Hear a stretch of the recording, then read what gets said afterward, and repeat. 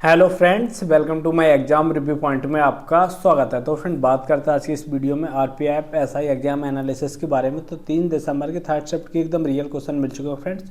जो क्वेश्चन एकदम रियल है, कोई भी फेक क्वेश्चन नहीं है। जिन्होंने बताया उनको बहुत बहुत धन्यवाद है। महावीर हैं जो ग्वालियर लाहौर से हैं, इन्होंने बताया, उनको बहुत बहुत धन्यवाद है फ्रेंड्स। तो फर्स्ट क्वेश्चन पूछा गया था आपको, अभी अगर एग्जाम 9/12 को है तो फ्रेंड आपका एग्जाम हो जाए तो सबसे पहले आप मुझे इस नंबर पर अपने क्वेश्चन सेंड कर दीजिए, जिससे मैं आने वाले शिफ्टों में एनालिसिस करा सकूं।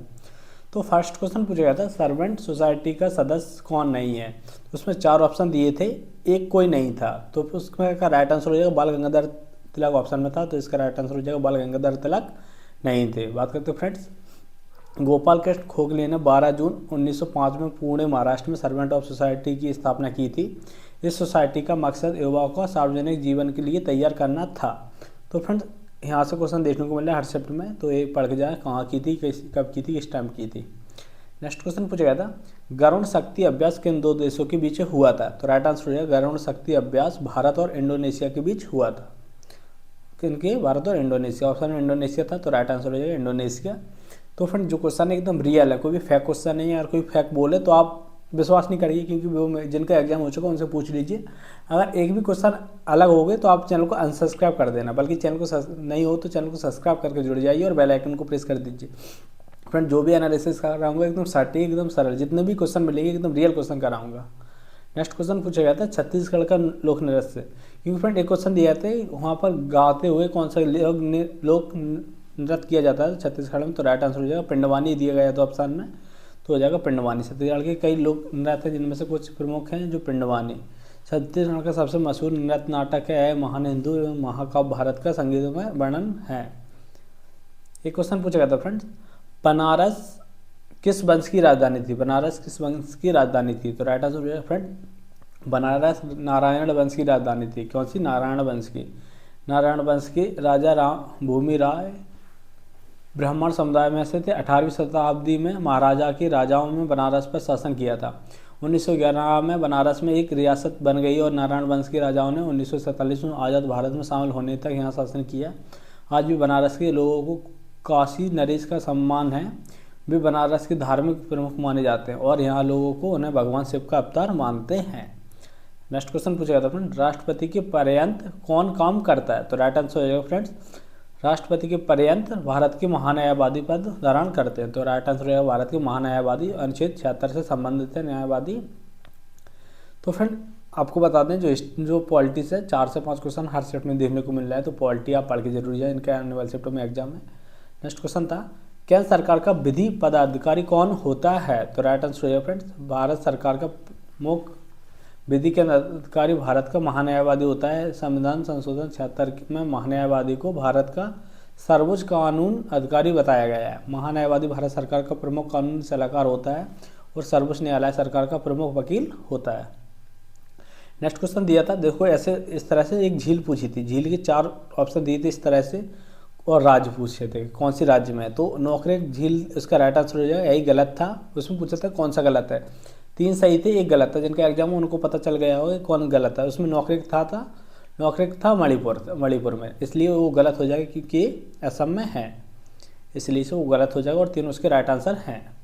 नेक्स्ट क्वेश्चन पूछा गया था गिरफ्तारी का संबंध किस अनुच्छेद में है। तो राइट आंसर हो जाएगा भारतीय संविधान के अनुच्छेद 22 में गिरफ्तारी से जुड़ा है। एक क्वेश्चन पूछा गया था अनुच्छेद 22 से, जिनका हो उन्हें पूछ लीजिए। नेक्स्ट क्वेश्चन पूछा गया था सर्वोच्च न्यायालय में परामर्श शक्ति राष्ट्रपति को है। तो राइट आंसर हो जाएगा भारत के संविधान अनुच्छेद 143 के मुताबिक, अनुच्छेद 143, 142 और 148 145 दिया गया था ऑप्शन में। तो राइट आंसर हो जाएगा 143 के मुताबिक है, राष्ट्रपति को सर्वोच्च न्यायालय में परामर्श करने का अधिकार है। राष्ट्रपति लोक कल्याण के लिए महत्वपूर्ण माने जाने वाले सवालों पर एक सर्वोच्च न्यायालय का सलाह ले सकता है। बात करते हैं फ्रेंड मैथ में क्वेश्चन एकदम सटीक आ चुके हैं, जो थी वैल्यू और इस वैल्यू के हिसाब से लेके आया हूँ। वैल्यू पूछा गया था 18 और 36 का तृतीय अनुपाती क्या हो जाएगा। तो मैं निकाल के दिखा देता हूँ, 18 × 18 बटे में 36। तो इसमें 18 का भाग दीजिए 2 का भाग दीजिए 18 में 9। इसका राइट आंसर हो जाएगा 9। जिन्होंने किया उनका राइट आंसर हो जाएगा 9। एक क्वेश्चन था एलसीएम एचसीएफ से, इसमें 15 का भाग देना था 150 में, तो ये हो जाएगा 50 और 50 को × 5 से गुणा करना था। तो ये 15 का भाग देना था 150 में, तो ये हो जाएगा 10 10 को गुणा करना था 5 से, तो इसका राइट आंसर हो जाएगा 50। ए ऑप्शन में था, 50 इसने किया होगा, उसका एकदम राइट आंसर हो जाएगा। उसके बाद देखो फ्रेंड, ए वैल्यू नहीं थी, ए वैल्यू थी 4 × 2, उस पर 1 पे बार था, इस तरह से लगा था प्लस, और 4 × 2 पे दोनों पे बार था। तो ऑप्शन में थे 4 2 8 × 9 9 9, इसके नीचे था, इस तरह से था। और एक बात और, कुछ औसत की एकदम 3 क्वेश्चन था एकदम रिलेटिव, जैसे कि औसत चाल निकालनी थी, बिल्कुल सिंपल क्वेश्चन थे, और तीनों एक ही तरीके के क्वेश्चन थे, एक ही तरीके के थे, बस वैल्यू चेंज थी। जिनका एग्जाम था उनसे पूछ ली, बिल्कुल वैल्यू चेंज थी, उसकी औसत चाल निकालनी थी, टाइम एंड दूरी बटा समय इस तरह से निकालनी थी। एक क्वेश्चन दिया गया था, किसी संख्या का 25% उसमें 72 जोड़ने पर प्राप्त 60% कितना होगा। एक क्वेश्चन दिया गया था, जिन्होंने किया हुआ उसका राइट आंसर हो जाएगा। एक क्वेश्चन दिया गया था, 2 साल का साधारण ब्याज 60 है, 2 साल का चक्रवृद्धि ब्याज 64 है, तो उसका मिश्र धन कितना होगा। एक क्वेश्चन पूछा था, वो क्वेश्चन है, एक ही वैल्यू है, ये वैल्यू भी यही थी, 2 साल का 60 है तो 2 साल का 64 के यहाँ 63 भी वास्तव नहीं है, 64 पूछा था तो 64 ही है। ओके, उसके अलावा पूछा गया था 85 का वर्ग, तो आपको 85 का वर्ग निकालना था। हाँ, इतना ही सिंपल था, 85 का वर्ग निकालना था, तो 85 गुणा करके आप इसका वर्ग निकाल सकते हो आसानी से। उसके बाद फ्रेंड एक क्वेश्चन था 841 का, शायद घनमूल था या कुछ था, इस तरह से था 841 का, इस तरह से था, तो इसका राइट आंसर 29 था ऑप्शन में, तो 29 निकल के आ गया था। उसके बाद एक 8 का विभाज्यता का नियम दिया गया था, उसमें ऑप्शन था 3 5 8 2, 332 एक्स, इतने एक्स का मान निकालना था, इतने एक्स रख लिया था, तो ये इस तरह से थे, तो राइट आंसर हो जाएगा उसका 3। ए भी स्टूडेंट ने बताया कि 3 इसका राइट आंसर हो जाएगा। व्यवस्था का नियम 8 से था, और व्यवस्था का नियम फ्रेंड्स 8 से 9 से और 11 से सबसे ज़्यादा पूछ रहा है हर शिफ्ट में, 2 से 3 व्यवस्था का नियम पूछ रहा है। जिनका एग्जाम है आने वाली शिफ्टों में, ए व्यवस्था के नियम जरूर पढ़ के जाए, क्योंकि हर शिफ्ट में यहाँ से क्वेश्चन देखने को मिल रहा है। उसके अलावा बात करते हैं फ्रेंड, एक क्वेश्चन था 7 21 63 70 में सबसे छोटी संख्या में भाग देने पर क्या होगा। तो ऑप्शन में था 630, इस तरह से था, यही था राइट आंसर, इसका राइट आंसर यही हो जाएगा। ऑप्शन था 663, उसमें 70 का एकदम भाग जा रहा था, तो राइट आंसर हो जाएगा 630। जिनका एग्जाम होगा वो अगर उनने 630 किया तो वो अपना एक नंबर पक्का कर ले, क्योंकि इसका राइट आंसर 630 ही था और 630 ही होगा। उसके अलावा एक कोई संख्या दी थी, ये संख्या नहीं है लेकिन और कोई संख्या थी, उसमें था उसमें ए संख्या थी लेकिन ए वाली नहीं थी, ये मैंने अपने मन से लिखी है। एक संख्या थी 3:5:7 थी, इन्हें 7 5 12 3 15 करना था।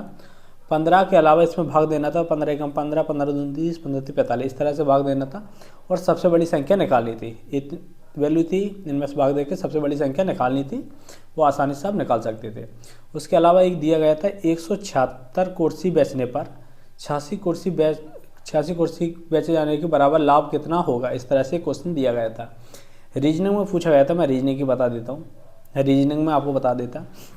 सबसे ज़्यादा कोडिंग रिकॉर्डिंग थी, कोडिंग रिकॉर्डिंग 4 से 5 नंबर थी, जैसे कि मैं बता देता हूँ, इसमें एम है, इसमें आई है, इसमें जे है, इसमें के होगा, क्या होगा, इस तरह से।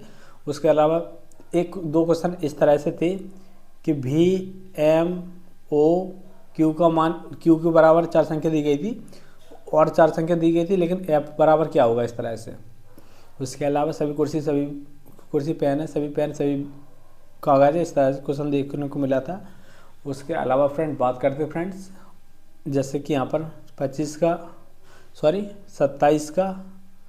बाद 64 का, 27 का 64 का 125 का और 216 का अंतर दिया गया था, यही हूबहू दिया गया था, ये अंतर दिया गया था।